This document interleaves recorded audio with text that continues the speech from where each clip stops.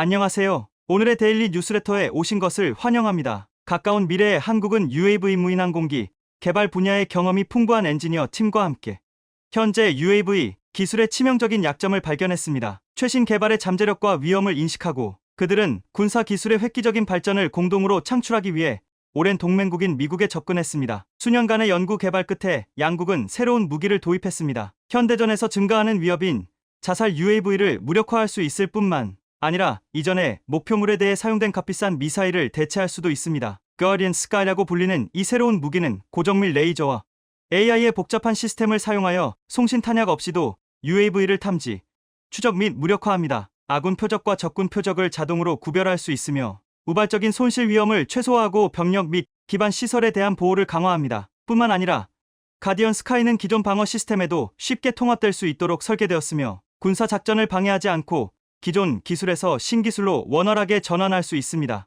이로써 한국과 미국은 무인기 위협에 대한 효과적인 솔루션을 제공할 뿐만 아니라 첨단 기술 전쟁의 새로운 시대를 열어가고 있습니다. 전략적 이점을 달성하기 위해 비용과 효율성을 신중하게 고려할 수 있는 곳입니다. 한국과 미국이 가디언 스카이 기술로 발전하고 있는 가운데 이스라엘은 다른 상황에 직면해 있습니다. 그 나라는 야당 단체의 UAV 공격을 방어하기 위해 값비싼 미사일을 다수 사용했습니다. 사용된 미사일 한 대의 비용은 수십만 달러에 달하며 이스라엘이 입은 총 경제적 피해는 최소 1억 5천만 달러에 달합니다. 국방 예산의 압박이 가해지면 상황이 급박해지고 여론은 현재 국방 전략의 효율성에 의문을 제기하기 시작했습니다. 첨단 방공 시스템에도 불구하고 값비싼 자살 UAV를 요격하기 위해 고가의 미사일을 사용하는 것은 더 이상 지속 가능한 솔루션으로 간주되지 않습니다. 이러한 배경에서 이스라엘은 국방 전략의 비용 효율성을 향상시키기 위한 대체 솔루션을 찾기 시작했습니다. 가디언 스카이의 성공 소식이 이스라엘 국방 관리자에게 전해졌습니다. 관심을 갖고 유사한 기술을 채택하거나 한국 및 미국과 협력하여 동등한 시스템을 개발하는 것을 고려하십시오. 방어 비용을 크게 줄이고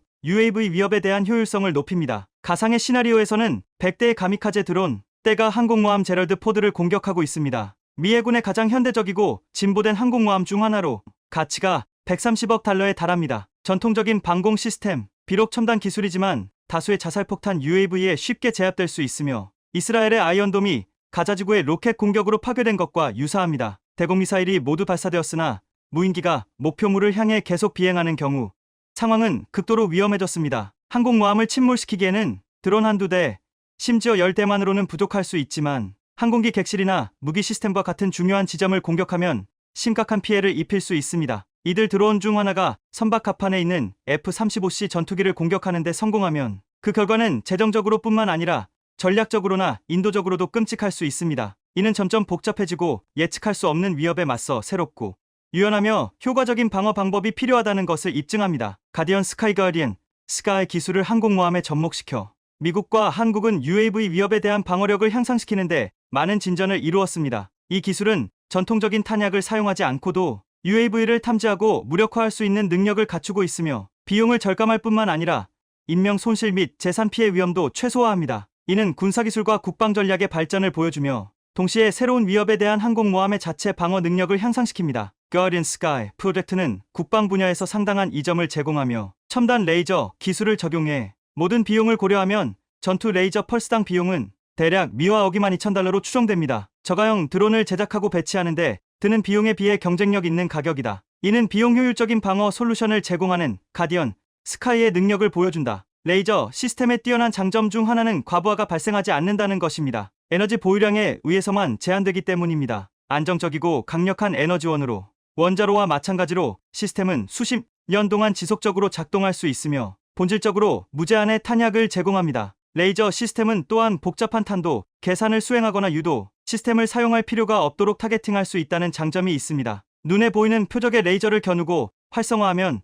표적이 즉시 파괴됩니다. 그러나 이 시스템에는 심각한 단점도 있습니다. 그 중 하나는 가시성 한계입니다. 레이저 빔은 수평선을 넘을 수 없거나 지구의 곡률에 영향을 받습니다. 시스템이 효과적으로 작동하기 위한 최적의 거리는 약 20km이며 항공모함 갑판에서의 고도와 대기 중 레이저 광선의 산란을 고려합니다. 실제 상황에서 드론이 시속 200km의 속도로 비행할 때 가디언 스카이 시스템은 1초 안에 UAV를 파괴하고 1초 안에 목표를 전환할 수 있습니다. 시스템은 360초 안에 최대 180대의 드론을 파괴할 수 있습니다. 미국 램 116 미사일 시스템과 비교하면 가디언 스카이의 가격은 매우 경쟁력이 있을 수 있으며 특히 레이저 기술이 제공하는 성능과 재사용성을 고려할 때 더욱 그렇습니다. 이는 군의 비용 부담을 줄여줄 뿐만 아니라 점점 더 정교해지고 다양해지는 이협에 대한 방어 능력을 강화한다. Guardian Sky 프로젝트와 중동 지역에 배치된 다른 레이저 시스템을 비교하면 군용 레이저 무기 기술의 발전과 잠재력에 대한 통찰력을 얻을 수 있습니다. 2021년 미 해군은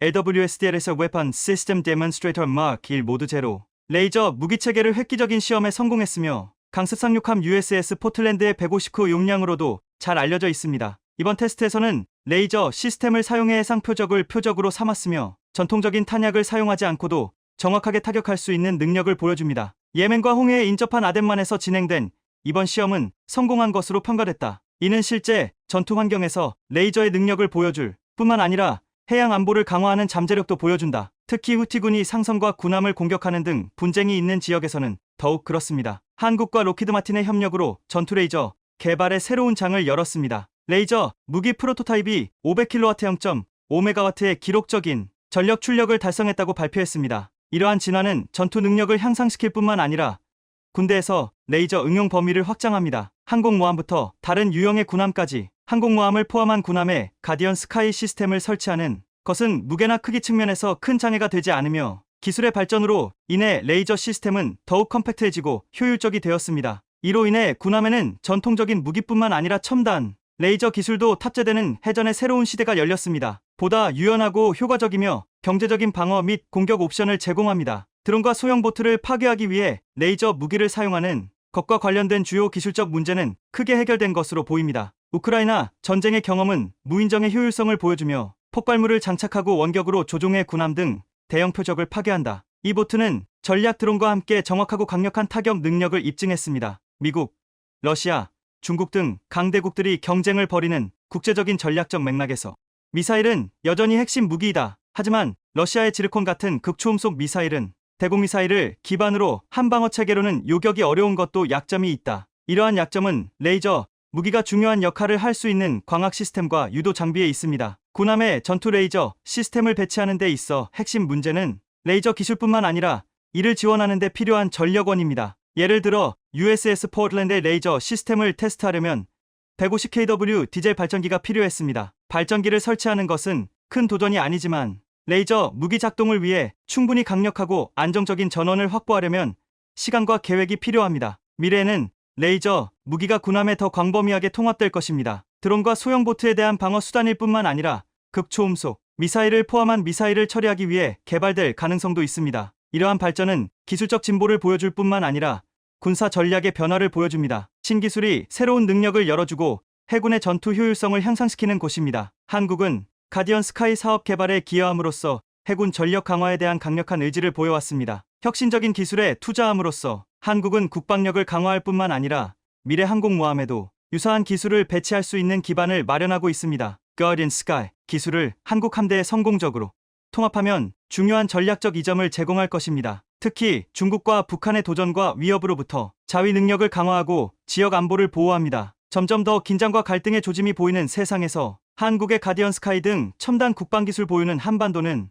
물론 더 넓은 지역의 안보와 안정을 보장하는 데 기여할 것입니다. 달성된 성과와 향후 개발 계획을 통해 한국은 이 지역에서 기술 강국으로서의 역할을 보여줄 뿐만 아니라 국제무대에서도 안보와 국방 분야의 전략적 파트너이자 강력한 세력으로서의 위상을 확고히 하고 있습니다. 얼마 전 우리 군이 개발 중인 장거리 지대공 유도 미사일 한국형 사드 LSAM이 공개됐습니다. LSAM 유도 미사일은 200km 떨어진 서해 남부 무인도에서 발사된 표적 미사일을 탐지한 뒤 음속으로 날아가 서해 중부 해상에 정확히 격추시켰습니다. LSAM의 네 번째 유격 시험이 성공적으로 끝나는 순간이었습니다. LSAM은 사전 포착 선제 타격, 공중 탐지 요격, 대량 응징 보복 등으로 이뤄진 한국형 3축 체계 중 방어의 핵심으로 꼽힙니다. LSAM에서 탄도미사일을 탐지해 추적하는 시커 정밀 추적기와 탄도미사일을 파괴하는 직격 비행체 KVK의 베이커는 국내 기술로 개발됐는데요. 이와 비슷한 성능을 가진 무기를 개발한 국가는 현재 미국과 이스라엘 뿐입니다.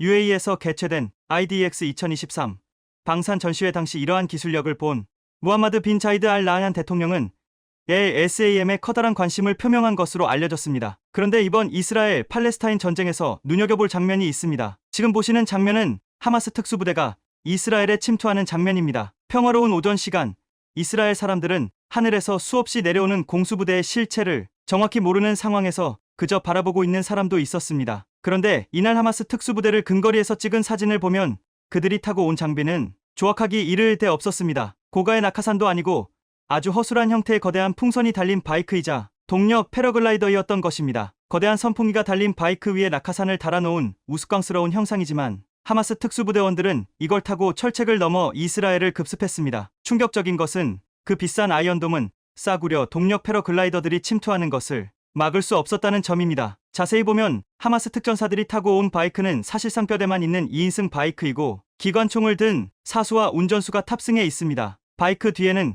거대한 팬을 달아놨는데 바이크 위에는 낙하산이 펼쳐져 미끄러지듯 낙하할 수 있는 구조였습니다. 이 동력 패러글라이더가 실전에서 얼마나 유용할지는 미지수이고 바이크 뒤에 달린 팬이 공중에서 충분한 동력을 전달할 수 있는지도 알 수 없습니다. 하지만 하마스가 이런 장비를 침투 작전에 채용한 이유는 이스라엘군의 촘촘한 대공 방어망을 회피하기 위한 고육지책이었을 것으로 추측되고 있습니다. 그리고 그 방법은 가성비 측면에서도 상당히 효과적이었습니다. 이스라엘이 그토록 자랑했던 아이언돔은 레이더로 위협 물체를 감지한 뒤 미사일을 쏴 격추하는 방식입니다. 통상 레이더는 낮은 고도로 날아다니는 작은 물체는 포착하기 힘듭니다. 하마스 조직원들은 레이더의 탐지망에 걸리지는 않을 만큼 낮게 날 수 있는 조악하지만 효과적인 기체를 만들어낸 것으로 보입니다. 하마스 대원들이 동력 패러글라이더를 타고 착륙하는 모습은 SNS 등을 통해 공유됐고 이 장면을 본 많은 사람들의 공포심을 자극했습니다. 영국 데일리 메일에 따르면 급습 당시 하마스 조직원을 직접 목격한 이스라엘 시민은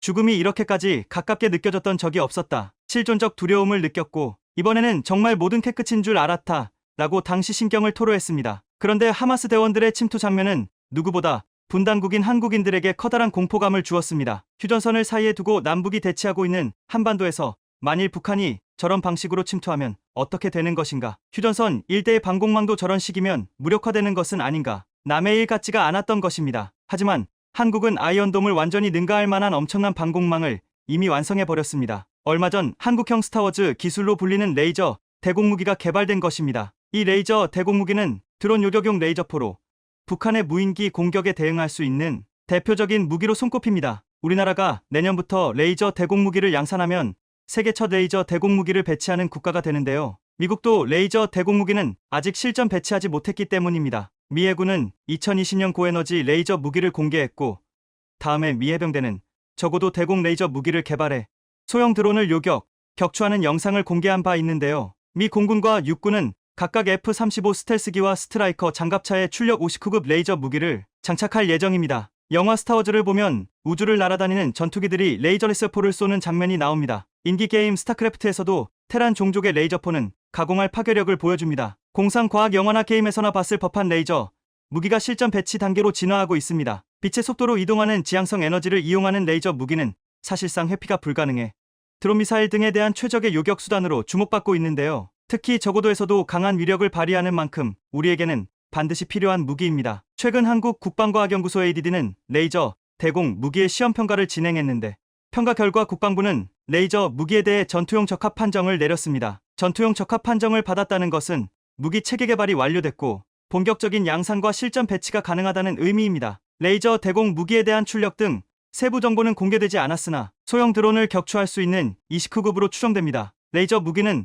고출력 에너지를 표적에 집중시켜 파괴하거나 무력화하는 기술로서 레이저 무기의 가장 큰 장점은 초당 30만 킬을 이동하는 지향성 에너지를 이용해 마하 8.0의 극초음속 미사일도 요격할 수 있습니다. 또 레이저 무기는 5.56mm 크기의 개인 소총탄환보다 작은 영역에 대해서도 표적을 구분해 파괴할 정도로 정확합니다. 한국 국방과학연구소가 레이저 대공 무기 블록 1 연구개발 사업을 시작한 건 2019년부터였습니다. 2019년 당시 29 출력 레이저 빔이 1km 거리에 떨어져 있던 철판 표적을 뚫는 성능을 시연해 보였는데 이때 시연에 쓰인 표적은 북한 노동미사일이나 2014년 파주에서 발견된 북한 무인기와 동일한 재질로 제작됐습니다. 그로부터 3년이 지난 올해 9월 완벽한 명중률로 드디어 시험 평가에서 적합 판정을 받았습니다. 한국의 레이저 대공무기는 사거리가 3km로 늘었고 레이저를 30회 발사해 3km 밖에 있는 무인기 30대를 모두 맞춰 100% 명중률을 기록한 것입니다. 국산 레이저 대공무기의 출력은 29로 통상 드론을 격추하는데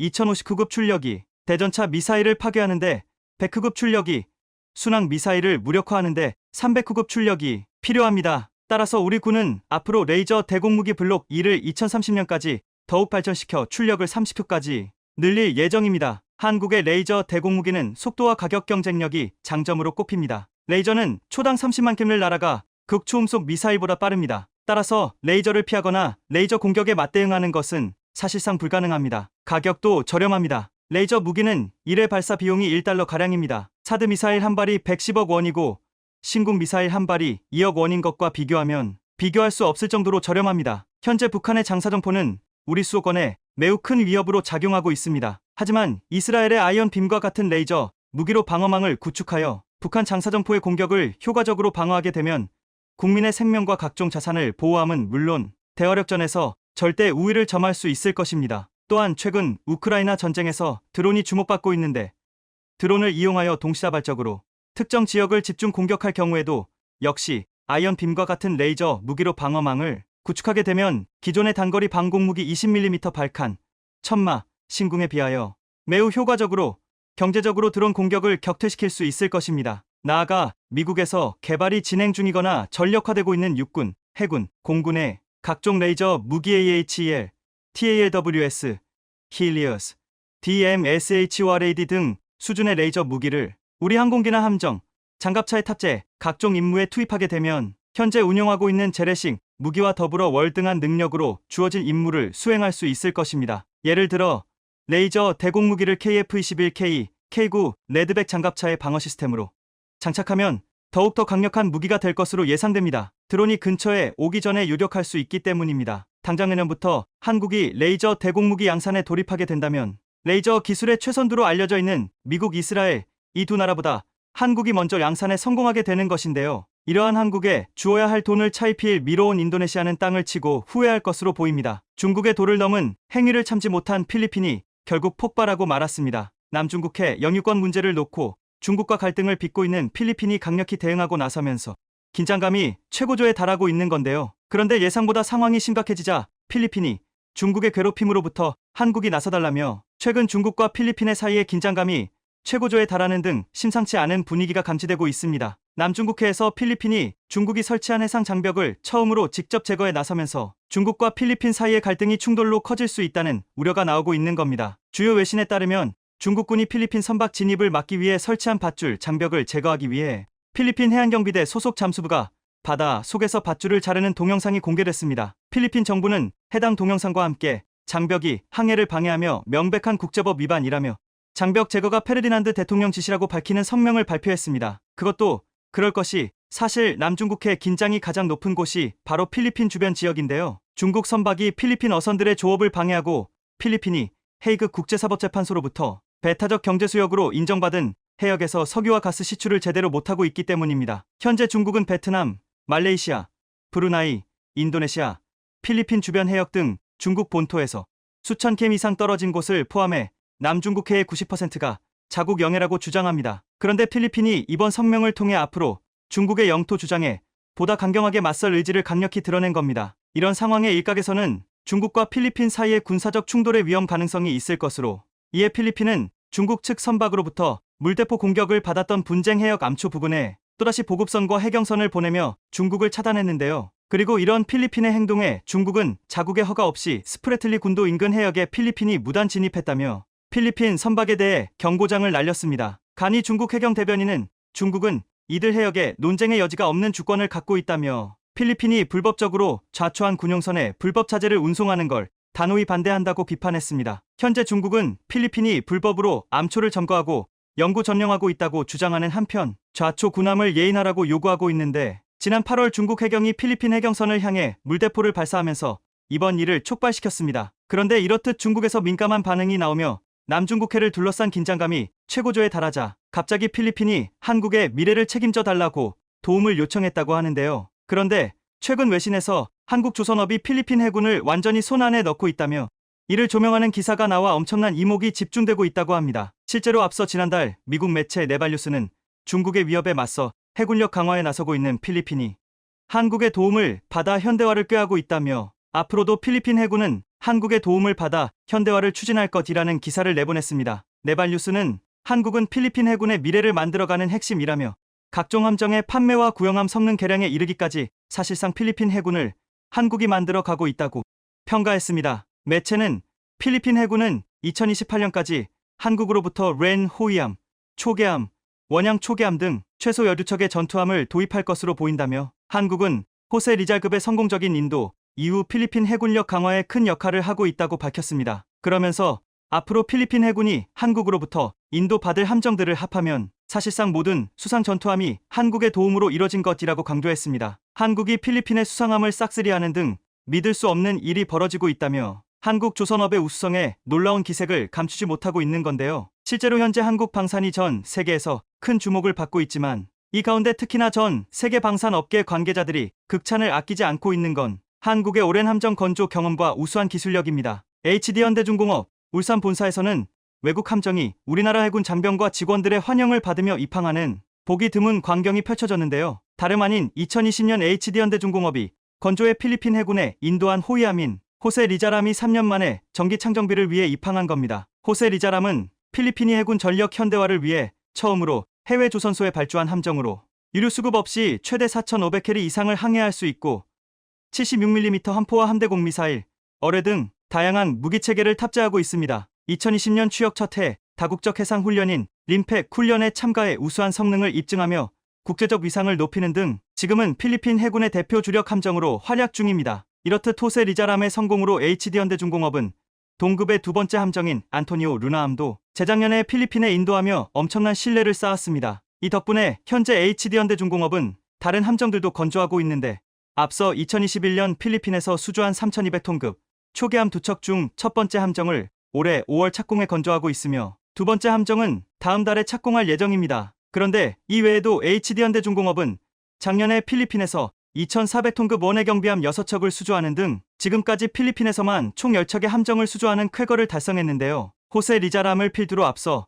2척의 호위함을 성공적으로 인도하며 한국의 기술력과 건조 능력에 대해 필리핀 해군의 확고한 신뢰를 얻은 게 추가 수주로 이어졌던 겁니다. 35년 전에 시작한 HD현대중공업의 함정 수출 역사가 비로소 정점에 찍게 된 것으로 보입니다. 방산업계에 따르면 HD현대중공업은 1988년 뉴질랜드의 군수지원함 엔데버호를 인도하며 함정 수출 시대를 열었고 이어 1997년 방글라데시의 경비함, 2001년 베네수엘라의 군수지원함을 잇따라 수출했습니다. 지금까지 HD현대중공업이 해외에서 수주한 함정은 총 14척으로 이는 국내 업체가 해외에서 수주한 함정 중 60%가 넘는 놀라운 수치입니다. 그런데 이런 해외 수출은 HD현대중공업이 오랜 기간 국내 함정을 건조하며 쌓아온 기술력과 경험이 바탕이 됐기에 가능했다는 게 방산업계 전문가들의 평가입니다. 실제로 HD현대중공업은 1980년 우리나라 최초의 국산 전투함인 1500톤급 울산함을 건조하며 본격적인 국산 전투함 시대에 막을 올렸고 현재까지 국내에서 가장 많은 79척의 수상함을 건조했으며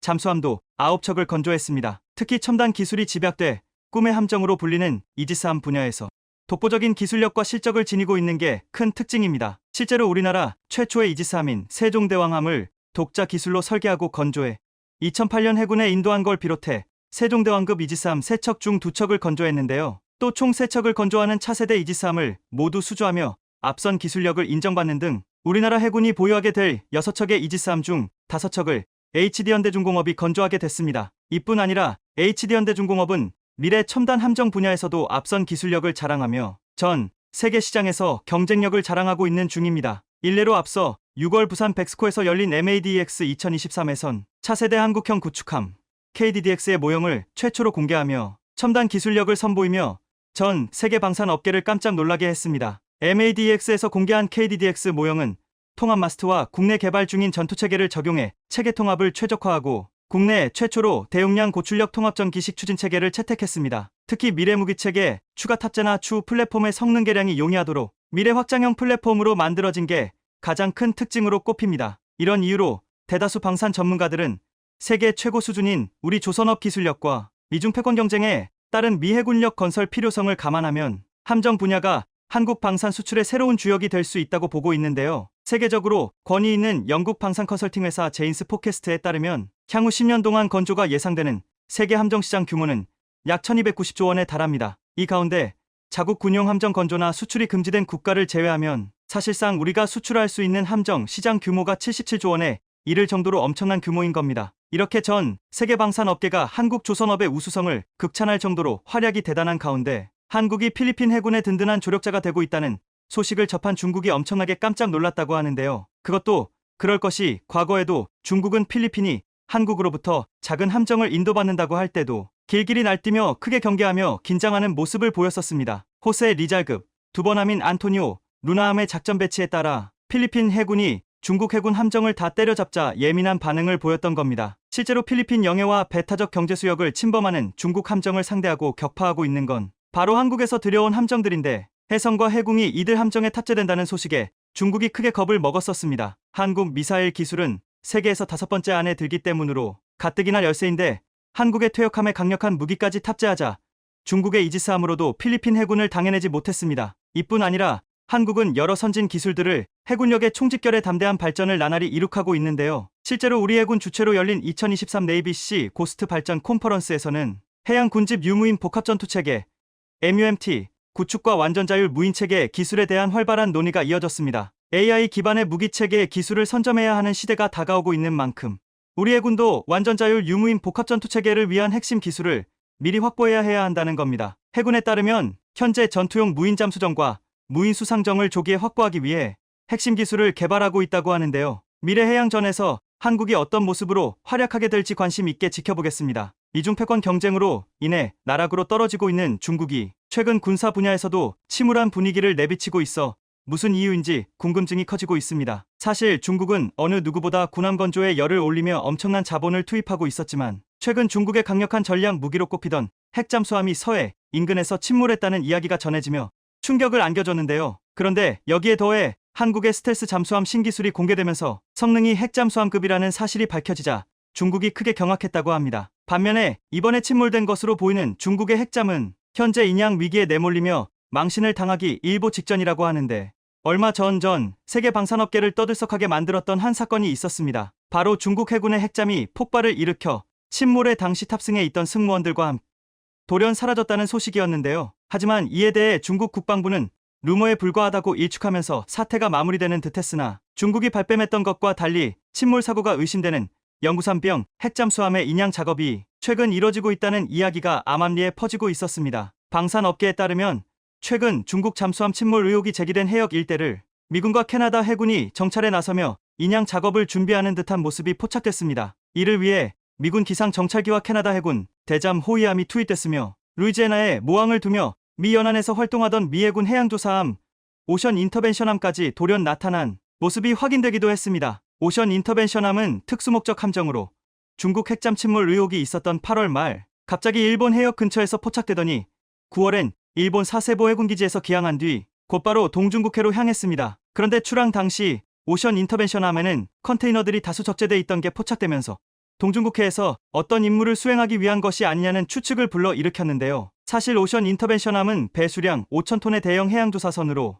다른 조사선들과 달리 대형 크레인을 갖추고 있어 심에서 물체를 건져 올릴 수 있는 데다 해저 정찰은 물론 고성능 다중소나 시스템을 통해 수중 물체를 면밀히 파악할 수 있습니다. 여기에 더해 최근 미국은 오션 인터벤션함의 활동을 지원하기 위해 두 척의 공격 원잠도 동중국해에 투입할 것으로 보이는 등 심상치 않은 분위기가 감지되고 있는 상황입니다. 이번에 미군이 투입할 두 척의 공격 원잠 가운데 토피카함은 하백강이 적용돼 깊은 심도에서 작전을 수행할 수 있는 것으로 전해집니다. 안 그래도 최근 미국에서는 공격 원잠이 부족하다는 이야기가 나오고 있는 가운데 이런 상황에도 불구하고 두 척이나 동시에 동중국해에 전력을 투입했다는 건 어떠한 특수한 임무가 주어진 것으로 보입니다. 이 같은 상황에 다수의 방산 전문가들은 중국이 그토록 부인했던 핵잠 침몰 사고가 실제로 발생했으며 이런 이유로 미국이 중국 핵잠을 인양하기 위해 동중국해에 전력을 투입했다고 보고 있는데요. 그것도 그럴 것이 중국에서도 잠수함 폭발 의혹이 있었을 당시 그 이후에도 줄곧 아니다라고 말로만 부인하고 사실 객관적인 자료는 현재까지 단 하나도 공개하지 않았습니다. 더군다나 칭다오 창정 15호 잠수함 부두에 영구사명 핵잠이 포착되고 있지만 두 척이 아닌 한 척만 모습을 드러내는 등 동시에 계류하고 있는 자료를 공개하지 않고 있는데요. 만약 핵잠 침몰이 사실이 아니었더라면 중국은 진작에 해당 자료를 대대적으로 공개하며 지금과 같은 의심의 상황을 만들지 않았을 것으로 보입니다. 특히나 이번에 미군이 침몰한 중국 핵잠을 인양한다면 중국에게는 씻을 수 없는 엄청난 망신을 당할 것으로 보이며 이를 통해 중국의 잠수함 자막 능력이 얼마나 최악의 상황인지 현실이 적나라하게 드러날 것으로 보입니다. 그런데 이런 상황에 한국 잠수함과 중국의 잠수함이 크게 비교되고 있다고 하는데요. 사실 애초에 세계방산 업계에서는 이런저런 객관적인 근거가 없었더라도 중국 잠수함이 실제로 침몰했을 가능성을 높게 봤었습니다. 그것도 그럴 것이 예전부터 중국 잠수함이 결함이 너무 많기로 유명했기 때문입니다. 여기에 더해 중국 잠수함은 성능에 비해 가격이 터무니없이 비싸 가성비도 최악인데다 소리도 커 경운기라는 별명이 붙었을 정도로 여러모로 평가가 좋지 않습니다. 특히나 잠수함은 스크루 등에서 나오는 소음으로 탐지되기 때문에 소음이 크면 치명적인데 중국 잠수함은 이런 기본적인 조건조차 갖추지 않았습니다. 예를 들어 재래식 잠수함의 대표로 꼽히는 독일제 209급은 재래식 잠수함 가운데서도 조용한 것으로 정평이 나 있는데 소음이 10만 111 수준입니다. 3000급 국산 잠수함인 도산한창호급은 이와 비슷하거나 약간 작은 것으로 알려져 있지만 이와는 달리 중국은 잠수함은 처참한 수준입니다. 실제로 구형 핵추진 잠수함인 중국의 한급 공격용 잠수함은 소음이 이보다 3042배량 큰 140대에 달해 수중 경운기라는 별명을 얻을 정도입니다. 일반적으로 핵추진 잠수함에는 터빈의 고주파와 원자로 냉각 장치, 감속 기어 소음 등 재래식 잠수함에는 없는 소음이 있는데 기술적으로 이런 문제들을 해결하고 있지만 중국은 그렇지 못하고 있는 겁니다. 실제로 기술 발전으로 신형 핵추진 잠수함은 소음이 재래식 잠수함과 비슷한 수준으로 낮아졌다는 게 방산 전문가들의 평가입니다. 반면에 한국 잠수함은 소음을 완벽 차단하는 등 중국 잠수함과는 전혀 딴판인데요. 실제로 국내 두선업계 유일이라는 하나오션의 수중음향 연구시설에는 기포로 수상함 선체를 감싸 선내 소음을 차단하는 마스커, 에어 시스템이 존재합니다. 이는 바로 적 잠수함의 음향 탐지 가능성을 줄이는 스텔스 기술로 하나오션에 따르면 효과는 수상함에서 화장실 물 내리는 소리를 차단할 정도라고 합니다. 특히나 이런 놀라운 성능을 보이는 장비는 현재 미국만 전력화한 잠수함 최신 기술로 우리 해군에는 2028년쯤 적용될 예정인데요. 음향 수도와 마찬가지로 국내 두선업계 유일이라는 육상시험소에는 수소연료전지 설비가 자리해 있는데 이는 도산 안창호함에 적용돼 기존 디젤 엔진 잠수함보다 자망 기한을 5배가량 늘린 핵심 기술입니다. 이 기술 덕분에 기존 잠수함이 3일에 한 번 수상으로 모습을 드러내야 했다면 도산 안창호함은 14일 동안 해저에서 연속적인 작전을 할 수 있습니다. 일반적으로 잠수함은 자망 시간이 길수록 적에게 노출될 위험이 줄어드는 만큼 엄청난 성능으로 꼽힙니다. 이뿐 아니라 한국은 수소연료전지를 이용한 잠수함 전동화 기술의 경우 도산 안창호함과 일본 소류급이 전 세계에서 가장 큰 3천 규모 잠수함으로 선두에 있는데요. 이런 상황에 갈수록 연료전지 기술이 발달하고 있는 만큼 앞으로 한국이 만드는 잠수함은 수중 작전 시간이 중국에 비교되지 않게 기하급수적으로 더 길어질 것으로 보입니다. 실제로 현재 하나오션의 그룹사인 한화에어로스페이스가 연료전지를 개발 중이어서 향후 이들 기업들의 시너지 효과가 나타날 것으로 기대되는 상황인데요. 이렇게 되면 잠수함 분야와 관련해 글로벌 초격차 방산 솔루션 시스템이 구축되는 겁니다. 게다가 최근 도산한창호급 잠수함이 필리핀 잠수함 사업의 잭팟을 노린다는 소식까지 들려오면서 호재가 겹치고 있는데요. 방산업계에 따르면 1조 8천억 원 규모의 필리핀 잠수함 수주전을 벌이고 있는 하나오션에 최근 수주 청신호가 켜졌습니다. 해군 전력 현대화 사업을 추진하고 있는 필리핀이 하나오션이 건조한 장보고 3KSS-3 잠수함에 관심을 보이면서 결과는 정해졌다는 평가가 나오고 있기 때문입니다. 현재 필리핀 정부는 해군 전력 현대화 사업인 호라이즌을 추진 중으로 잠수함 2척을 새롭게 도입할 방침입니다. 이번 프로젝트는 하나오션과 함께 프랑스 방산기업인 나발그룹, 스페인의 나반티아의 3파전 양상이었지만 대세는 이미 기울어졌다는 평가입니다. 프랑스 나발그룹과 스페인 나반티아는 전 세계 해군에서 운용 중인 스콜텐급 잠수함과 S-80급 잠수함 건조 능력을 각각 보유하고 있는데요. 아직 필리핀이 요구하는 잠수함의 구체적인 사양이 확정되진 않았지만 필리핀 측이 하나오션이 과거 대우조선해양 시절 설계 건조한 장보고 3 잠수함에 엄청난 관심을 보이고 있는 것으로 알려진 만큼 사실상 시간 문제라는 전망입니다. 현재 하나오션은 필리핀의 요구에 따라 장보고 3 3000톤급 잠수함에서 파생한 2800톤급 장보고 3PN 잠수함을 제안한 것으로 확인됐습니다. 해당 잠수함은 리튬이온 배터리 등 최첨단 기술을 탑재해 오랜 시간 잠항이 가능하고 여러 미사일을 장착해 땅과 바다, 하늘 모두에서 적을 제압할 수 있는 장점을 지닙니다. 여기에 더해 하나오션은 필리핀 측과 잠수함 유지, 보수와 같은 통합 군수 지원에 관한 협상에서도 상당 부분 진전을 이룬 것으로 알려지면서 급물살을 타고 있는데요. 더구나 다수의 방산 전문가조차 하나오션의 수주 가능성이 높다고 점치고 있는 상황입니다. 기술력 측면에서 프랑스 나발그룹과 스페인, 나반티아 등 경쟁사보다 기술력에서 우위에 있기 때문으로 실제로 장보고 3P에는 최신 기술을 다 적용했기 때문에 성능 면에서 이를 따라올 수 없습니다. 이렇듯 필리핀 잠수함 수주전에서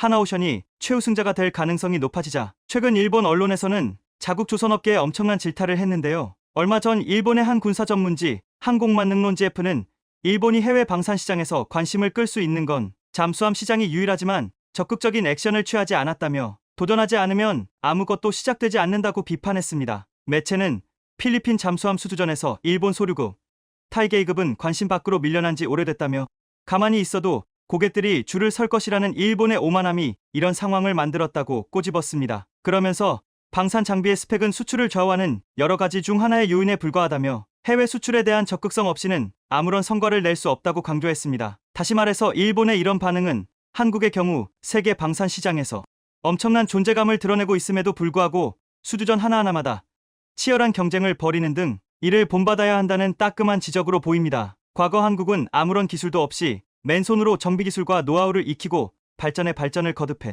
오늘날 명실상부 잠수함 수출국으로 발돋움했는데요. 세계를 제패하는 한국 방산의 저력이 새삼스럽게 위대해 보입니다.